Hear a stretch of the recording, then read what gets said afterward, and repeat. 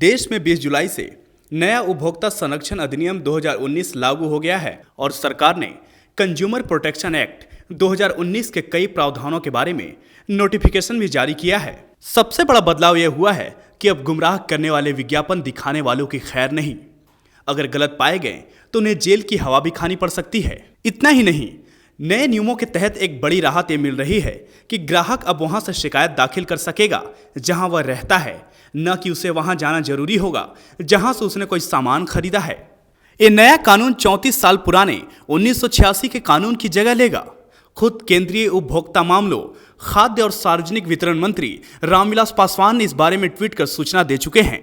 इस नए उपभोक्ता कानून को 9 अगस्त 2019 को ही राष्ट्रपति रामनाथ कोविंद की ओर से हरी झंडी मिल गई थी, जो अब 20 जुलाई से लागू हो गया है। नए प्रावधानों के तहत अगर कोई मैन्युफैक्चरर या सेलर एडल्टरेट प्रोडक्ट में डील करता है तो ग्राहक उसे कोर्ट में घसीट सकता है।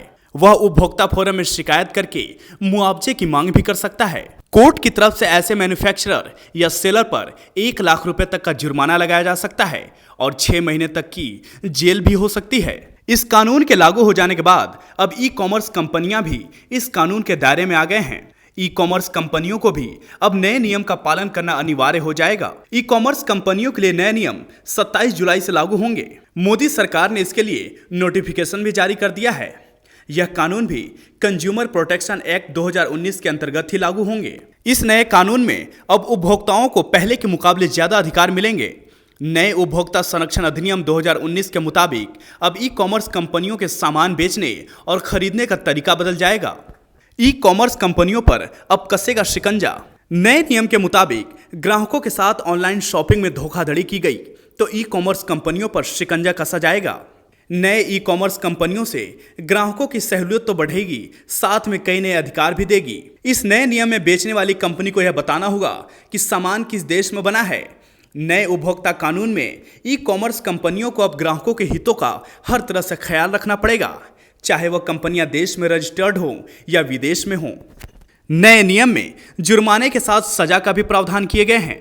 अगर कोई ग्राहक ऑर्डर बुक करने के बाद में कैंसिल कर देता है तो ई कॉमर्स कंपनियां चार्ज नहीं ले सकती।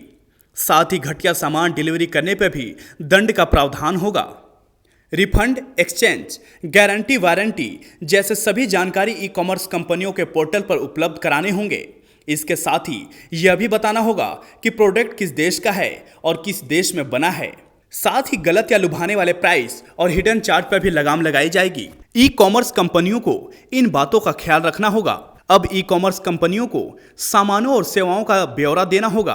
कीमत के साथ सभी प्रकार के शुल्कों का ई कॉमर्स ब्यौरा देंगी। उत्पाद की मैन्युफैक्चरिंग डेट और एक्सपायरी डेट अपने पोर्टल पर ई कॉमर्स कंपनियों को लिखना होगा। प्रोडक्ट किस देश का है, यह भी जानकारी ई कॉमर्स को अपने पोर्टल पर देनी होगी। ई कॉमर्स कंपनियां अनुचित तरीके से लाभ नहीं कमा सकती है। सेवाओं के दाम में गड़बड़ी और ग्राहकों के साथ भेदभाव मंजूर नहीं किया जाएगा। भुगतान के तरीकों और उसकी सुरक्षा की गारंटी भी देनी होगी। ई कॉमर्स कंपनियों को प्रोडक्ट की जानकारी जैसे पता, संपर्क नंबर भी अब अनिवार्य होगा। प्रोडक्ट की रेटिंग को लेकर पारदर्शिता और सोर्स को बताना होगा। ग्राहकों की शिकायत के लिए नंबर भी उपलब्ध कराना होगा। ई कॉमर्स कंपनियों के वेबसाइट पर ये नंबर रजिस्टर्ड होंगे। भ्रामक विज्ञापन पर होगी कार्रवाई। विज्ञापनों की प्रामाणिकता की जांच करने वाली संस्था advertising standard council of India ने उपभोक्ता संरक्षण अधिनियम 2019 का स्वागत किया है। ASCI ने उम्मीद जताई है कि नए अधिनियम से भ्रामक विज्ञापनों पर महत्वपूर्ण असर पड़ेगा। ASCI ने कहा है कि इसकी भूमिका सरकार की पूरक जिम्मेदार विज्ञापनों को बढ़ावा देने में मदद करेगी। Advertising standard council of India के चेयरमैन रोहित गुप्ता का कहना है कि 20 जुलाई 2020 से अस्तित्व में आने वाले कंज्यूमर प्रोटेक्शन एक्ट का ASCI स्वागत करती है। विज्ञापन के स्वनियामक निकाय के रूप में हमारे प्रयास उपभोक्ताओं के हितों की रक्षा के लिए भी है।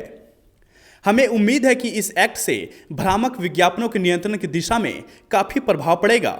इसके साथ ही उन्होंने यह भी कहा कि प्रिंट और टीवी पर निगरानी के अलावा हम जल्द ही डिजिटल मीडिया पर दिखने वाले संभावित भ्रामक विज्ञापनों की निगरानी शुरू करेंगे। बता दें कि इस अधिनियम के अधिकांश प्रावधान 20 जुलाई से ही लागू हो गए हैं। इस नए अधिनियम के तहत कंज्यूमर्स अपनी शिकायतों को उस जिला अथवा राज्य उपभोक्ता आयुक्त के यहाँ दर्ज करा सकते हैं जहां वे रहते हैं। बजाय इसके कि जहां से उन्होंने प्रोडक्ट को खरीदा था। पेट्रोल पंप भी इसकी जद में। देश के पेट्रोल पंपों पर अब चिप लगाकर तेल चोरी करना पेट्रोल संचालकों पर भारी पड़ने वाला है। देश में रोज पेट्रोल पंपों पर मशीनों से चिप लगाकर पेट्रोल और डीजल की घटतौली के मामले को देखते हुए मोदी सरकार ने सख्त कदम उठाए हैं। बीते 20 जुलाई को नया उपभोक्ता संरक्षण अधिनियम 2019 लागू हो जाने के बाद पेट्रोल पंप संचालकों पर नकेल कसना शुरू हो जाएगा। बता दें कि पेट्रोल डीजल को लेकर उपभोक्ताओं को हर रोज कई तरह की समस्याओं से दो चार होना पड़ता है। ग्राहक कम पेट्रोल और डीजल की शिकायतों को लेकर परेशान रहते हैं। लेकिन अब नए उपभोक्ता संरक्षण अधिनियम 2019 के तहत पेट्रोल पंप संचालक उपभोक्ता को ठग नहीं सकते। अब पेट्रोल पंप पर पेट्रोल या डीजल मानक के अनुसार मिलेंगे। अगर ग्राहक शिकायत करते हैं तो पेट्रोल पंप पर जुर्माना के साथ उसका लाइसेंस भी रद्द हो सकता है। देश में तेल के चोरी का खेल छोटे शहरों से लेकर बड़े शहरों और गांवों तक फैला है। पेट्रोल पंप संचालक कई तरह से उपभोक्ताओं को चूना लगाते हैं। आम आदमी की गाढ़ी कमाई को पेट्रोल पंप के मालिक कई तरह से चूसते हैं। आम आदमी अक्सर पेट्रोल डीजल लीटर से नहीं बल्कि रुपए से भरवाते हैं।